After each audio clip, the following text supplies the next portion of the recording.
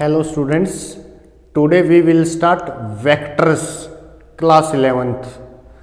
सबसे important most important topic है vectors. Vectors का यूज पूरी फिजिक्स में होगा, +1 में भी +2 में भी। तो उसको स्टार्ट करेंगे बेटा आज हम, ठीक है।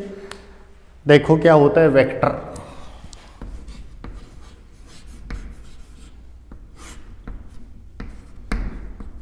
ठीक है, फिजिकल क्वांटिटी जो होती है ना आपके पास,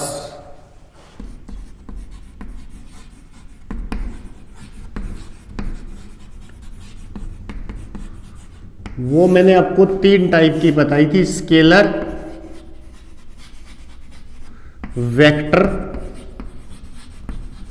और थर्ड जो होती है ना वो आपके पास क्या होती है बेटा, टेंसर। ठीक, 3 टाइप की फिजिकल क्वांटिटी होती है बेटा, स्केलर्स, वेक्टर्स एंड टेंसर्स। ठीक है, स्केलर फिजिकल क्वांटिटी कौन सी होती है बेटा, विच हैव ओनली मैग्नीट्यूड।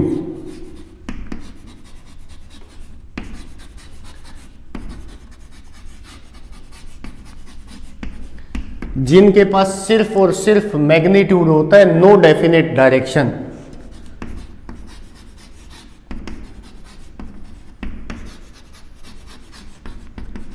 उन क्वांटिटीज को क्या बोलते हैं हम, scalars. For example mass.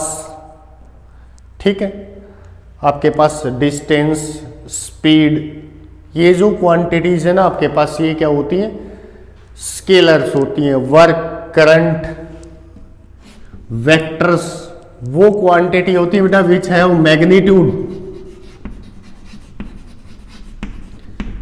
Plus direction, also laws of vector addition.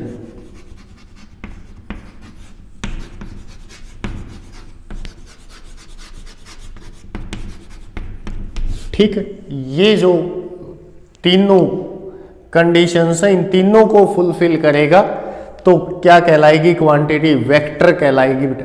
ठीक है, तो वेक्टर्स की डेफिनेशन क्या होती है, these are those physical quantities which have magnitude as well as direction and also follows the laws of vector addition. Vector addition के नियम को फॉलो करेंगी।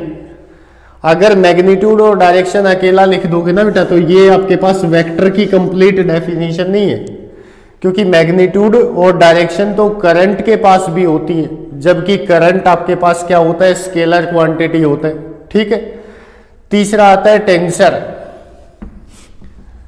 वो फिजिकल क्वांटिटी जिनको मैग्नीट्यूड और डायरेक्शन से कंप्लीटली डिफाइन नहीं कर सकते हम। These are those physical quantities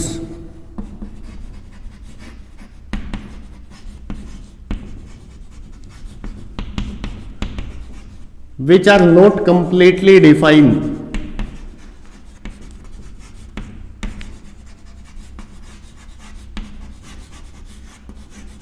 by magnitude and direction।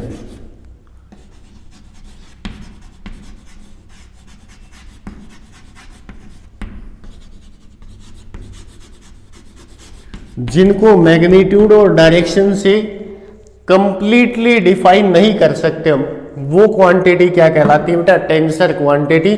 एक मात्र एग्जांपल है +1 के अंदर, स्ट्रेस, पढ़ेंगे हम आगे जाके।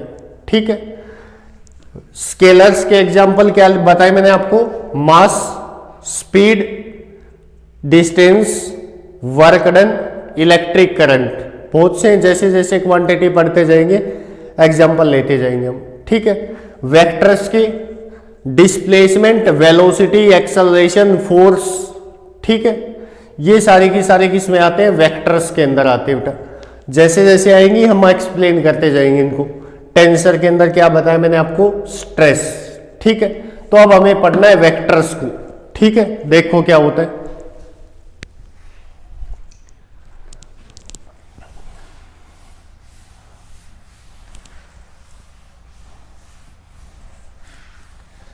मैंने आपको बताया कि electric current is a scalar quantity, magnitude भी है उसके पास और उसके पास डायरेक्शन भी होती है। हायर पोटेंशियल से लोअर पोटेंशियल की तरफ करंट फ्लो करता है, लेकिन फिर भी उसको क्या ट्रीट करते हैं हम, scalar. Electric current is a scalar quantity because it does not obey the laws of vector addition.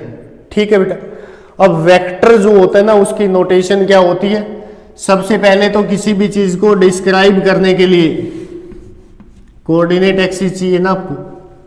ठीक है, यहां पे ये मान लिया आपके पास कोई भी वेक्टर ड्रा कर दिया, ये नोटेशन होती है बेटा वेक्टर की। ठीक है, ये आपके पास क्या है, वेक्टर है। ठीक है, ये इसकी क्या कहलाती है बेटा, टेल कहलाती है। और जहां एरो लगाते हो ना वो क्या कहलाता है बेटा, हेड ऑफ वेक्टर। ठीक है, तो इसको कोई भी नाम दे दो ए, तो मान लिया इसके ऊपर ये सिंबल लगा दोगे ना एरो का, तो इसका मतलब क्या है कि ये वेक्टर ए आपके पास है। जो भी क्वांटिटी आप फिजिक्स में पढ़ोगे अगर वो आपके पास क्या है वेक्टर, तो उसके ऊपर एरो का सिंबल मिलेगा आपको कि एक कैसी क्वांटिटी है, vector quantity.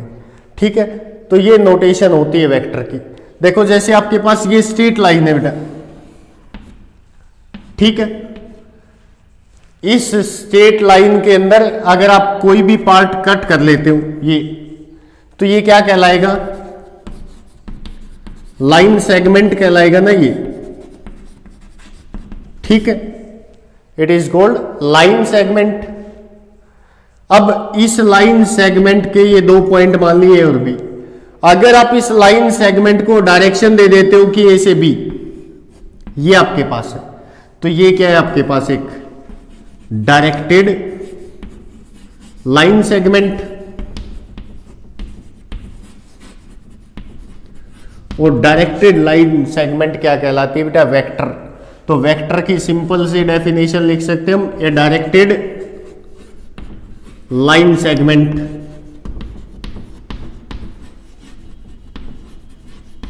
Is called vector. तो उसको वेक्टर बोल सकते हैं हम, क्योंकि उसके पास मैग्नीट्यूड भी और डायरेक्शन भी, और वो लॉज ऑफ वेक्टर एडिशन को भी फॉलो करेगी। ठीक है बेटा, तो ये वेक्टर आपके पास डेफिनेशन है। इसके अंदर कुछ पहली डेफिनेशन क्या आती है बेटा, जीरो वेक्टर और नल वेक्टर।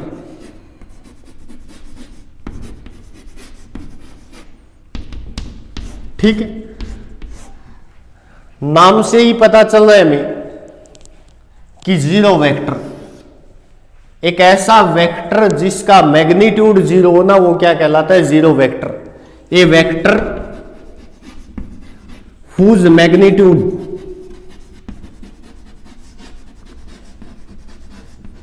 इज जीरो, जिसका मैग्नीट्यूड जीरो होना उसको क्या बोलते हैं बेटा हम, कैसा वेक्टर कहलाएगा वो, जीरो वेक्टर या फिर नल वेक्टर बोलेंगे हम उसको। ठीक है, अब जीरो मैग्नीट्यूड तो किसी पॉइंट का होता है ना, और पॉइंट की कोई डायरेक्शन नहीं होती, तो डायरेक्शन क्या होती है, एंड डायरेक्शन अनडिफाइंड। पॉइंट की कोई भी डायरेक्शन डिफाइन नहीं होती ना, ज्यादा हमारे यूज में नहीं आता है नल वेक्टर। इसके अंदर क्या करते हैं हम, सिर्फ मैथमेटिकल यूज करते हैं इसका, क्या कि किसी भी वेक्टर के अंदर, ये मान लिया ये क्या कहलाएगा, मैंने बताया था ना वेक्टर के ऊपर अगर ये सिंबल मिलता है तो ये क्या है, वेक्टर क्वांटिटी। इसको क्या बोलोगे, ए वेक्टर। अगर इसके अंदर आप जीरो वेक्टर को ऐड कर दोगे, जीरो वेक्टर का सिंबल क्या होता है, जीरो, और उसके ऊपर एरो लगा दो, तो ये वेक्टर खुद आ जाएगा ना। और ए वेक्टर को जीरो वेक्टर से प्रोडक्ट करें अगर हम, तो क्या आएगा आंसर। ये दो मैथमेटिकल यूज है सिर्फ इसकी, बाकी कोई यूज नहीं है इसका, फिजिक्स में आप ज्यादा यूज नहीं करोगे इसको। ठीक है बेटा, आगे देखो,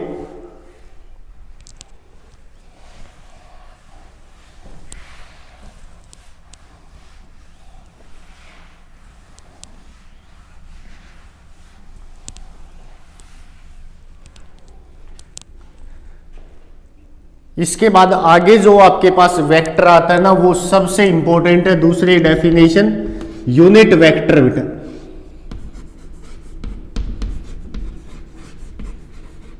यूनिट वेक्टर यही है पूरा वेक्टर्स के अंदर जिसका आपको ज्यादातर यूज करना है।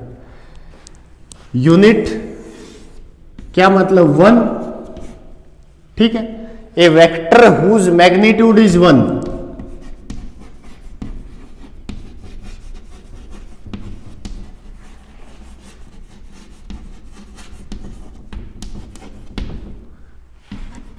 and have definite direction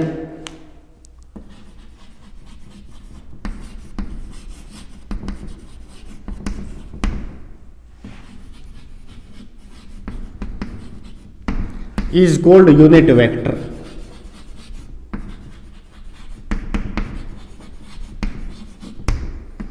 कोई भी ऐसा वेक्टर जिसका मैग्नीट्यूड 1 हो और कोई ना कोई डेफिनेट डायरेक्शन हो उसके पास, उसको क्या बोलते हैं बेटा? यूनिट वेक्टर बोलते हैं। ठीक है, अब यूनिट वेक्टर जो होता है ना आपके पास, वो कैसे निकालते हो आप? सबसे पहले वेक्टर का मैग्नीट्यूड का मतलब क्या है कि मान लिया ये वेक्टर है ना, तो इसका मैग्नीट्यूड लिखोगे तो कैसे लिखा जाता है? ये वेक्टर है, इसके ऊपर मैग्नीट्यूड मॉडुलस का सिंबल लगा दोगे। ठीक है, किसी भी वेक्टर का ये मॉडुलस का मतलब क्या है कि इसके अंदर कोई भी क्वांटिटी होगी ना, वो अगर नेगेटिव भी है तो बाहर आके क्या हो जाएगी? पॉजिटिव। तो किसी भी वेक्टर का जो मैग्नीट्यूड होता है ना आपके पास, उसको इस तरह से डिनोट करोगे बेटा, इज ऑलवेज पॉजिटिव। किसी भी वेक्टर का मैग्नीट्यूड जो होगा ना वो हमेशा क्या रहेगा? पॉजिटिव रहेगा, वो कभी भी नेगेटिव नहीं होता है। ठीक है, तो ये आपके पास है वेक्टर का मैग्नीट्यूड का सिंबल। ठीक है, तो यूनिट वेक्टर पढ़ रहे हम, एक ऐसा वेक्टर जिसका मैग्नीट्यूड कितना हो? 1, और उसके पास क्या होती है? डेफिनेट डायरेक्शन, उसको क्या बोलते हैं? हम यूनिट वेक्टर। अब देखो, ये जो यूनिट वेक्टर होता है ना, इसका काम क्या होता है? Unit vector is used to give direction of any physical quantity.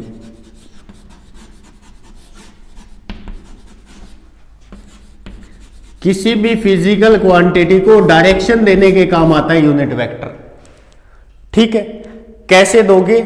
देखो, हमने पढ़ा है कि किसी भी ऑब्जेक्ट की पोजीशन को डिफाइन करने के लिए, आप किसी भी ऑब्जेक्ट की पोजीशन को डिफाइन करना चाहते हो तो आपको क्या करना पड़ता है?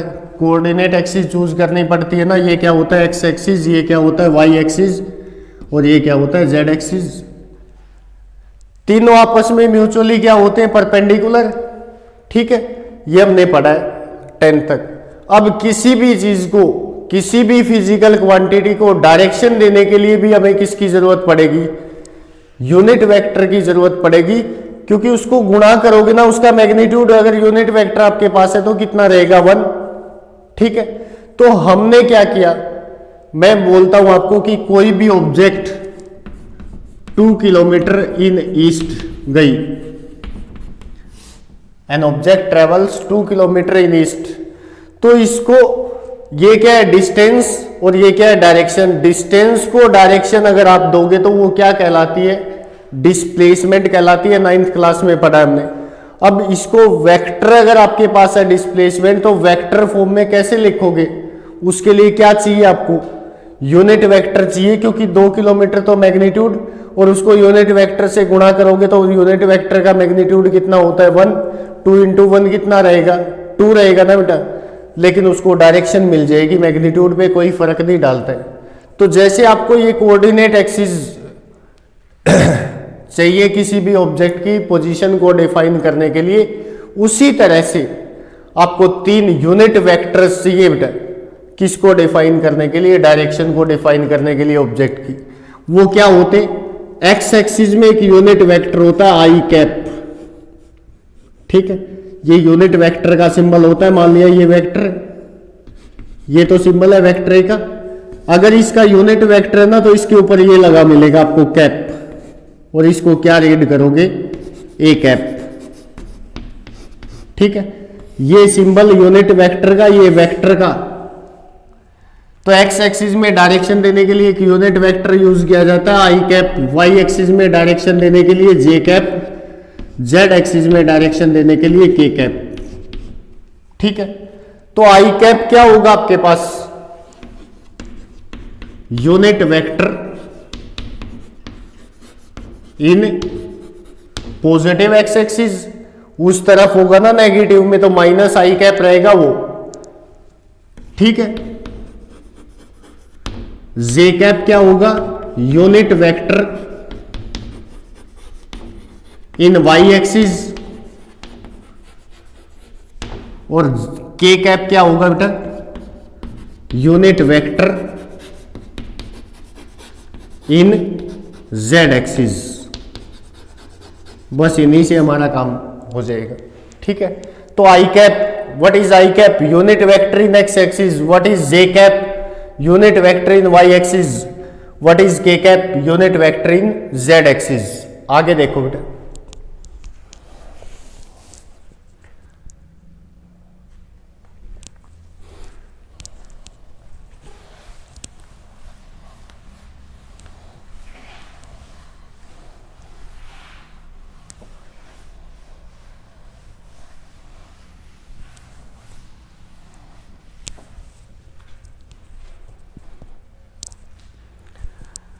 आगे देखो, इन यूनिट वेक्टर से ही वेक्टर लिखेंगे हम। अब मैं कहूं कि an object travels with a speed with a velocity 4 metre per second in east, तो उसका वेक्टर लिखो, वेलोसिटी का क्या आएगा। तो देखो बेटा, ये डायरेक्शंस होती है पेपर के ऊपर, ईस्ट, वेस्ट, नॉर्थ और साउथ। आपके पास ऑब्जेक्ट कहां मूव कर रही है, ईस्ट में, किस वेलोसिटी के साथ, 4 मीटर पर सेकंड के साथ। तो वेलोसिटी तो वेक्टर क्वांटिटी होती है, 9th क्लास में भी पढ़ा हमने। तो इसका वेलोसिटी का वेक्टर लिखोगे ना, ये वेलोसिटी, उसके ऊपर वेक्टर का सिंबल किसके बराबर आएगा बेटा, मैग्नीट्यूड कितना है वेलोसिटी का, 4, और ये क्या आपके पास एक्स एक्सिस है ना, इस तरफ मूव कर रही है, तो क्या आ जाएगा 4 आई कैप, ये इस ऑब्जेक्ट का वेलोसिटी का वेक्टर। अगर मैं कहता कि ये नॉर्थ में मूव करती है तो कितना आता, 4 जे कैप। मैं ये कहता कि ये वेस्ट में मूव करती है, कितना आता, 4, इस तरफ क्या आता आपके पास, माइनस लग जाता आई कैप, ठीक है ना। तो इस तरह से वेक्टर्स लिखा जाता है किसी भी क्वांटिटी का। आगे देखो,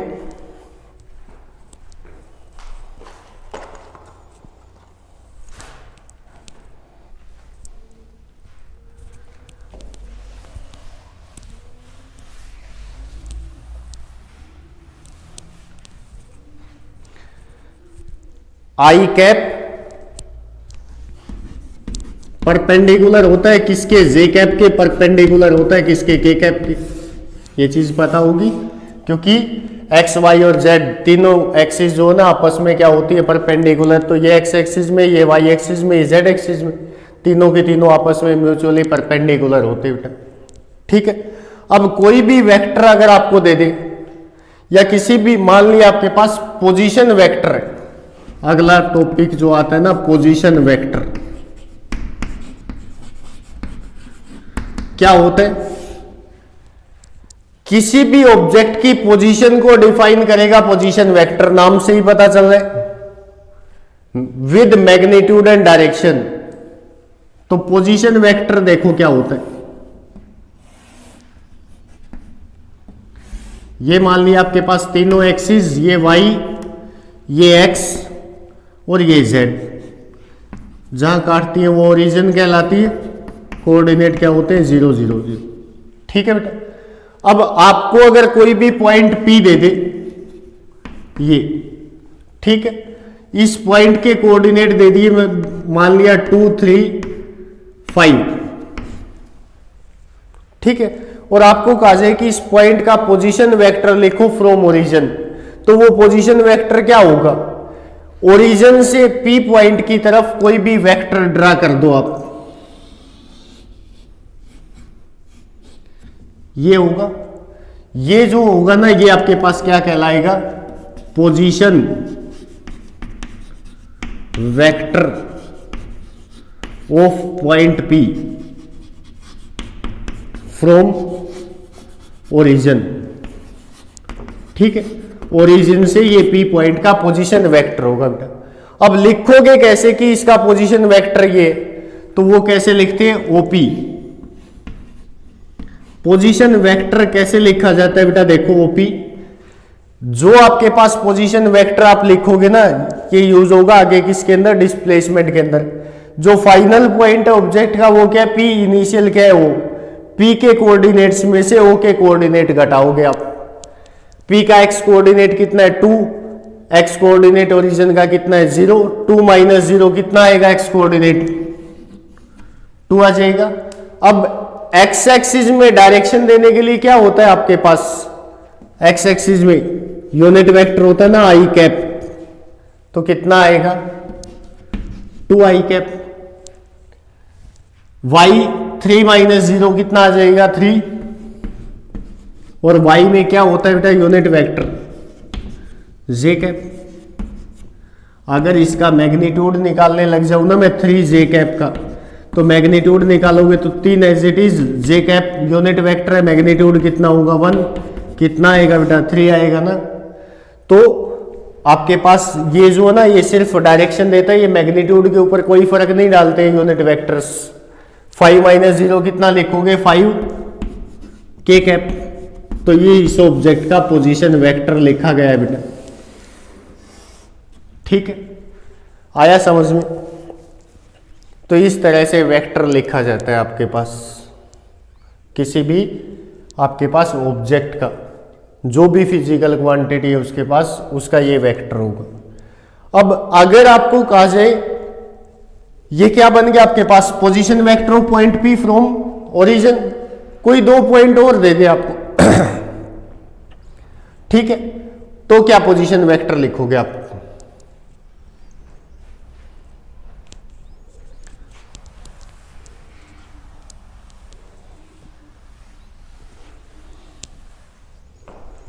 लिख दोगे ना। अब मान लिया आपके पास कोई भी 2 पॉइंट्स हैं, मैं बिना कोऑर्डिनेट एक्सिस के लिख रहा हूं इनको, ये मान लिया 2 3 1, ये मान लिया 5 4 2, ठीक है। और आपको कहा जाए कि ए बी वेक्टर लिखो, तो ए बी वेक्टर को क्या लिखोगे आप, बी के कोऑर्डिनेट्स में से ए के कोऑर्डिनेट घटाओ, एक्स के साथ आई कैप, वाई के साथ जे कैप और जेड के साथ के कैप। 5 माइनस 2 3 आई कैप, प्लस हो तो प्लस, माइनस हो तो माइनस, 4 माइनस 3, जो यहां से आएगा ना वही साइन यहां ले लें, 4 माइनस 3 1 इनटू में जे कैप, तो जे कैप ही बचेगा। 2 माइनस 1 1, तो प्लस है के कैप। ये आपके पास ए बी वेक्टर लिखा गया, position vector of b from a. ठीक है बेटा, ये आपके पास इस तरह से वेक्टर लिखते हम। अगर आपको इसका मैग्नीट्यूड निकालना हो ए बी का, किसका मैग्नीट्यूड निकालो बेटा, तो वो जो है ना वो कैसे निकालते हम, देखो वैसे तो 10वीं क्लास में पढ़ा है आपने, डिस्टेंस फॉर्मूला से इस वेक्टर की जो लंबाई होती है ना वही इसका क्या होता है, मैग्नीट्यूड होता है। और लंबाई आपने 10th क्लास में क्या पढ़ी है, डिस्टेंस फॉर्मूला से निकालनी पड़ी है। उसी डिस्टेंस फॉर्मूला को मॉडिफाई फॉर्म में लिख लिया हमने कि यहां से ये घटाई तो है ही, हमने सब्ट्रैक्शन तो किया ही इनका। तो ए बी जो ना उसका मैग्नीट्यूड कैसे निकाला जाता है, अब आपको डिस्टेंस फॉर्मूला नहीं लगाना है, यहां पे सिंपली क्या करते हैं, आई के कोफिशिएंट का स्क्वायर, आई का कोफिशिएंट कितना है 3 9, जे के कोफिशिएंट का स्क्वायर 1 का स्क्वायर 1, के कोफिशिएंट का स्क्वायर कितना आ जाएगा बेटा, √11 यूनिट्स, जो भी यूनिट होगी आपके पास, मीटर है तो मीटर। तो इस तरह से किसी भी वेक्टर का मैग्नीट्यूड निकाला जाता है। इसका मैग्नीट्यूड निकालना हो तो ओपी का, किसी भी वेक्टर का मैग्नीट्यूड निकालना हो आपको, ठीक है, तो वो कैसे निकालोगे, आई के कोफिशिएंट का स्क्वायर, जे के कोफिशिएंट का स्क्वायर और के कोफिशिएंट का स्क्वायर। √2 का स्क्वायर कितना होगा बेटा 4, 3 का स्क्वायर कितना होगा 9, 5 का स्क्वायर 25। ठीक है, ये आपके पास क्या आ जाएगा 38 आएगा ना ये यूनिट्स, ये मैग्नीट्यूड होगा इसका। ठीक है, तो इस तरह से मैग्नीट्यूड निकाला जाता है किसी भी वेक्टर का। ठीक है बेटा, आगे देखो।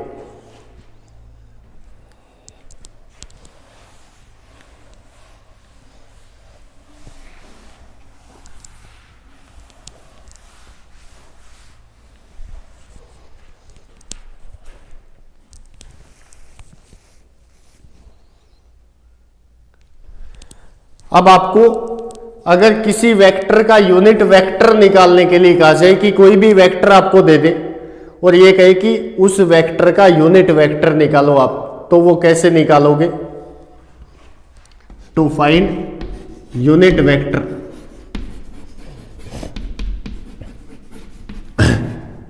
Of any vector,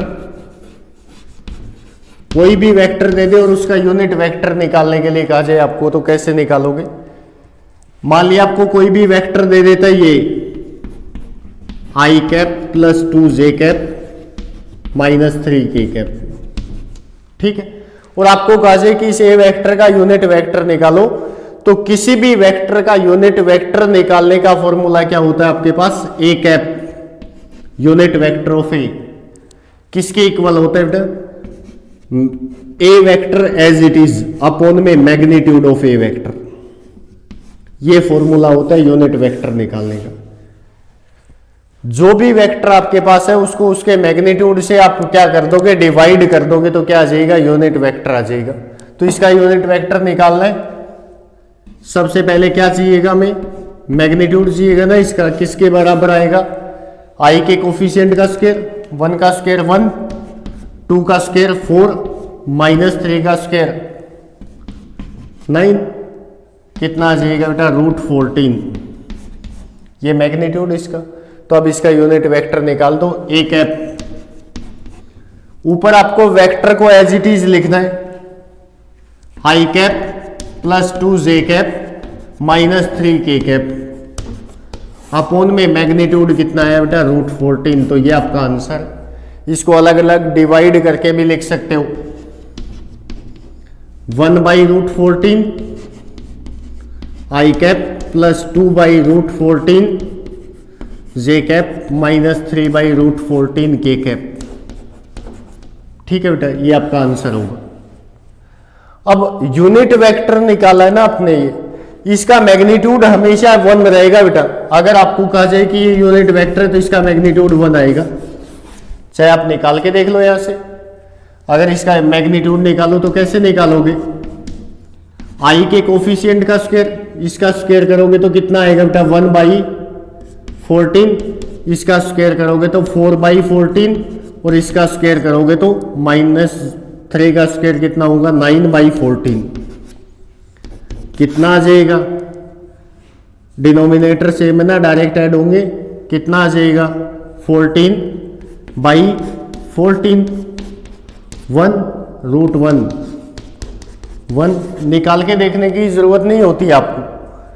unit vector अगर आपके पास है तो उसका मैग्नीट्यूड हमेशा 1 रहेगा। तो ये आपके पास है यूनिट वेक्टर।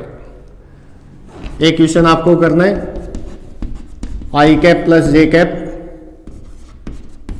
आई कैप माइनस जे कैप, इन दोनों के यूनिट वेक्टर्स निकालने बेटा आपको। ठीक है, ये आपके पास था यूनिट वेक्टर। ठीक है, आज था बिल्कुल बेसिक। आगे कल हम इसके बारे में डिटेल में पढ़ेंगे, इसे आगे चलेंगे वेक्टर्स के अंदर। ठीक है, तो आज इतना ही करते हैं, बाकी अगले लेक्चर में करेंगे बेटा। Okay, thank you.